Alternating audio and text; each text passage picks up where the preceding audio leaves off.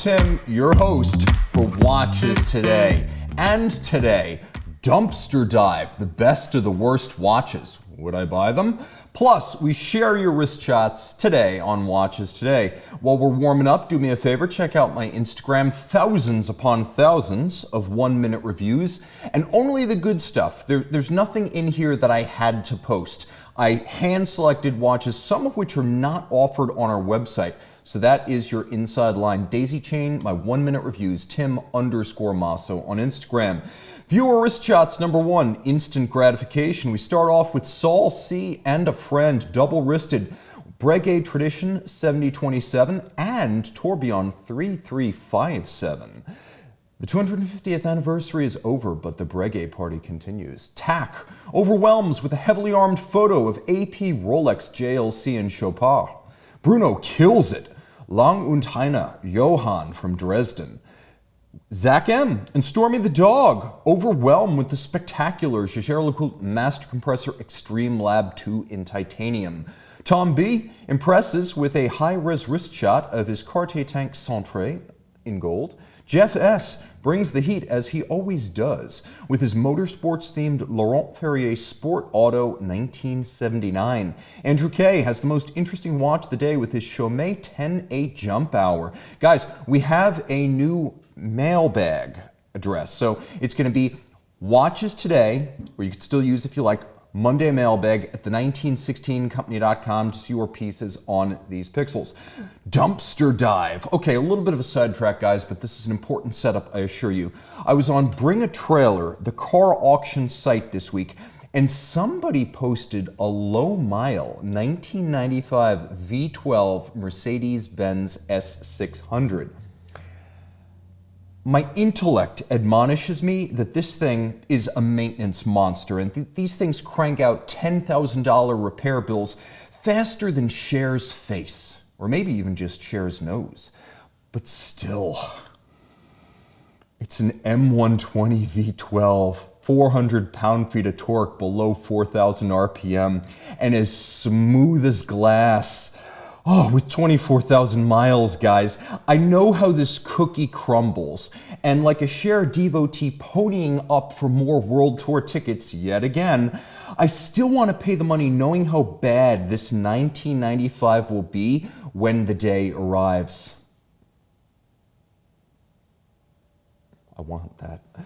But still, guys, let me be clear. I actually like the watches that I'm about to share, and I want to assure you I am thoroughly embarrassed to say that I do. So, if you love these, so do I. We are laughing at each other, not at anyone else, but I can't honestly say that any of them are smart money. First up, Karsten Fraessdorf's various Spirograph tourbillon models. Let's just be clear, this is one controversial guy. His career includes legal recriminations litigated across the internet, vaporware, things promised and not delivered, and businesses that repeatedly appear and vanish seemingly without rhyme or reason. But I actually admire him. I admire his skills as a watchmaker is what I admire, and I acknowledge his rare ability as a prototypist, the guy who makes the first run of a new model, not builds it from tools, but literally cuts it from whole cloth. That's a rare thing, and there are only so many guys who can do that in the industry. But his reputation and my personal reservations about the longevity of his last company led me to one of the few instances where I've ever withdrawn a video interview with a person from my post-production queue before it made it to the internet. Something didn't sit right about it. I don't know if it was the answers or the manner or the specifics of the business he was launching at the time, but I pulled that one and it never hit YouTube, and there was a reason for that. But the watches were incredible. Always incredible with Karsten. His Spirograph Sport, seen here, a more casual and sporty, if you will, second pass at his Spirograph tourbillon concept. It was shock resistant to 5,000 Gs, water resistant to the extent you could swim with it, over 1,000 Gauss anti-magnetic. And who cares about the details when the marine chronometer style tourbillon balance looks like this? Oh my God, look at that thing, fully compensated. I even spent a week wearing one in Dubai, and let me be totally honest, it was awesome. It was a great week with that watch. I wanted it despite the logical reasons to bail, and bail fast. And despite the fact that it was 100 grand and 45 millimeters, probably too big for me. Was I convinced? I was convinced. I would say this though. I do have to be sober about this, since Montre KF, which was the company he launched at the time, was at least the fourth Fraessdorf enterprise to meet an untimely end, and leaving no trace whatsoever in the process. I know one dude who I really admire who takes a chance on really weird stuff from independent brands, and he bought Karsten's original Spirograph tourbillon from back in 2017 for around $100,000 US plus VAT in his home market. In other words, he spent a lot of money on this thing, almost real estate cash. And he was willing to let it go for about $40,000 US last time I spoke to him about it in 2023. Now, we haven't heard anything from Fraessdorf since 2022, so I have to assume he's either biding his time until the next venture, or maybe he's down for the count. Either way, I don't really know. But I will say this. The watch that my friend bought, he never got the box and papers from the factory. That's saying something. Fraessdorf might be the Henrik Fisker of watches, which is to say the machines are always incredible, but as a business mind, the outcome always seems to end in tears. He's not an executive, and neither is Henrik Fisker. Still, I sort of want one. And by that, I mean both the Fisker and the Fraessdorf Spirograph tourbillon. So Karsten, if you're out there, reach out. Maybe we can do a new interview. I'd love to know if you're coming back. And if so, what's the plan this time? Viewers shots number 2. Jim R. watches the 2025 Winter Olympics, Milano Cortina. And there we go, speed skating with the official Olympic timer, Omega. Anthony M. and Mrs. overlook Death Valley from 6,000 feet with Hermes and Cartier. We have Ben 10 honoring the timeless classics with his vintage 1970s Longines Admiral. Eric N. and his Archinaut Arc 2 Fordite dial by James Thompson colorize the monochrome snow of North Carolina. Andrew H. of the U.S. Army, a career airborne soldier, and thank you for your service. He's here with his 1916 sourced Longines, and thank you for choosing our company. And it looks like he's part of the Big Red One. By the way, check out the Big Red One, open up Wikipedia, keep me streaming. It's a great history. Okay, now, don't buy this watch, guys. I became aware of the Zenith El Primero chronograph family shortly after becoming a watch enthusiast in the late 1990s. It was something vaunted and rare and oddly accessible in terms of pricing, despite its complication and its reputation.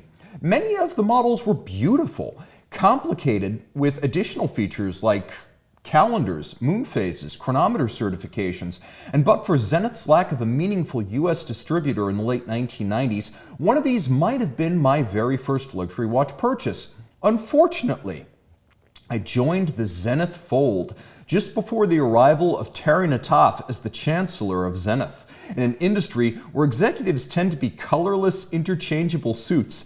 Terry the Terror was the only watch brand chief to cop the profile of an honest-to-God James Bond villain. I mean, look at that photo. The watch, the bird, the grin, the suit, the it could be anywhere blacked out background. Nataf alone could have saved the mess that was Spectre from Christopher Waltz and the scrap heap. By the way, does that guy look like a villain? Does he look even remotely scary? Now go back to Nataf. I rest my case. All right. Seriously though, who's afraid of Christopher Waltz? But that's a James Bond villain to make men shiver. And I will say this, Nataf's watches were also not subtle. They were egotistical, overblown. This was hyperbole in titanium and DLC steel. The nuanced Zenith that I had barely known at the end of the 20th century became something else entirely, virtually overnight. Keep in mind, all of this was in full swing before the Hublot Big Bang even existed. Even so, the difference between Hublot's output of the 2000s and the Defy Xtreme under Nataf is that the Zenith was built like a German tank, of genuine mechanical pedigree, and felt like the door of a Brinks truck when you handled it. It genuinely was a high-quality product, and money was spent here. As absurd as the imagery was, and it was, the watch wasn't writing checks its substance couldn't cash. This thing felt like $1 million. A bit like the Roger Dubuis watches at the same period, the Zeniths of Nataf forced us to reconcile absurdity with absurdly serious watchmaking in the same product. Geneva Seal Flying Tourbillon, and it looks like an Invicta? You know something? To this day, watch collectors don't know what to make of these Dubuis or Zeniths. And maybe some revisionist history is in order, because I really dig these things. I love the black and blue Defy Xtreme C, 1,000 meters, helium escape valve, dive bezel, dive extension, two-tone, ridiculous crown, El Primero chrono, oh my gosh, engine turned dial. It's just too much. It's like an ice cream cake where the decorator just couldn't bring himself to stop. And look how well it fits. I swear it does, and I won't hear otherwise. I think that looks just fine. Ridiculous? Still want it. So, someday, this will happen. Nataf, I'd love to know what you're doing these days. Viewers Shots number 3, Eddie S. is on time with his 1970s Zenith cushion case. They call that a C case, I believe. And 1950s Kinniger wall clock. I like the combination, honoring the classics. Tak is back with a spectacular photo of his Gruna facing Hong Kong Central from the water. Guillermo celebrates Valentine's Day with his burgundy JLC Polaris Date Boutique Edition. And Bob M. of Cleveland, Ohio hits the shores with his Omega Speedmaster White Side. That's another one I want. Send your wrist shots. You can still send them to Monday Mailbag at the1916company.com if you prefer vintage. Guys, don't buy this watch. Take it from me. Finally, we get to Omega. I love Omega, and I have to tell you that it's where my collection started with my grandpa's graduation watch and, well, I guess graduation in a sense, he retired, and my graduation Seamaster as well. So I had 2 Omegas before I had any other watches. I have ambitions to expand the Omega holdings. I'd love to own a caliber 1510 Marine chronometer, first generation X33, Series 2, and the most controversial and failed Omega of the 2010s. And here it comes, guys. First, let me set the stage. The 2013 Omega Speedmaster Moonwatch Dark Side of the Moon and the 2014 Gray Side of the Moon were blockbuster launches with actual wait lists and excess demand in Omega dealers. For a brief period, they knew what it was to feel like Rolex. But like Icarus, Omega flew too close to the sun, and in 2015, Omega went snowblind. There it is, guys. Admit it, you're struggling to see the watch in this photo, especially if you're watching this on some kind of a phone. With the white side of the moon, Omega officially went too far. The watch looked toy-like, almost plastic. And for the first time, people started noticing how freakishly light the ceramic Speedmasters actually are. Toy-like, in fact. This is exactly what the mind conjures when you pick up the white side of the moon. And to be clear, guys, this is a moon swatch, not a white side. You could have fooled me. Unlike the gray side or the dark side, the white side cannot be worn discreetly or in earnest. It's a party watch, a stunt watch, an occasional watch, a spectacle, and a lightning rod for opinion. Side by side, the 2 ceramic sides, if you will. You could see why, frankly, I created the black strapped white side Oreo right here. That's a black strap on a white side of the moon, to make it subliminally palatable for normies like those who love those cookies. See what I'm doing right there? I'm inserting this into your mind. You taste the cookie, you see the watch, and then you send the money. Or if you're an 80-year-old politician, perhaps you prefer Hydrox. And if you are of a certain vintage like those 2 gentlemen, you're probably associating these with good times like the weekend flyaway on the Autogyro to the beaches of the Ottoman Empire, cummerbunds and flathead Fords. Those were the days. That is the bipartisan wonder of Hydrox. Like the 2 sides of the cookie, they bring us together in the middle. White side is not a bad watch. It's not. but it's exclusively the right choice if you're some profoundly droll YouTuber who never met an eccentric and weird watch he didn't like. I'm all about both of those. It's a buyer's market for these too, and soon I will be a buyer. Looks great, doesn't it? By the way, not many made. 642 dark sides of the moon on Chrono 24 right now. 13 white sides of the moon. It may be genuinely rare. Viewer Wristshots number 4, Darth Muppet is ready for Chinese New Year with IWC and quite an arsenal for the revelry. Luca L. wins Best Picture, photograph that is, with his rare Tudor Prince date 74,000N. I love the setup there. David J. and his Tudor Pelagos FXD visit a capybara, the world's largest rodent, and quite docile, I hear. Mitch from Key West takes us back with his 1969 or 1970 Zenith El Primero A386. And Saurabh P. takes us home with his Tudor Pelagos fully personalized in Portland, Oregon.